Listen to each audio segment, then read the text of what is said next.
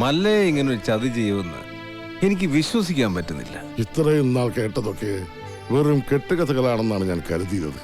പക്ഷേ ഇപ്പോ എന്റെ മക്കളുടെ ജീവിതം അവന്മാർ തകർത്തത്.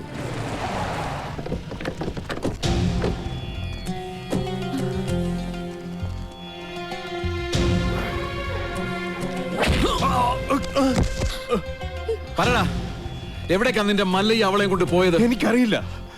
അറിയില്ലേ? എങ്കിൽ പിന്നെ നിന്റെ ശവം കാണാൻ അവൻ വരുന്നു. അവനൊന്നും ചെയ്യരുത്. അവൻ അറിയില്ല. മല്ലയ്യ നമ്മളെയെല്ലാം ഒരുപോലെ ചതിച്ചവനാ. പണ്ടും അവൻ ചതിച്ചിട്ടുണ്ട്.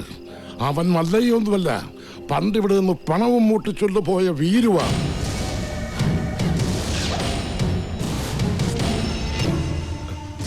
സത്യാണോ ശനെ? ആ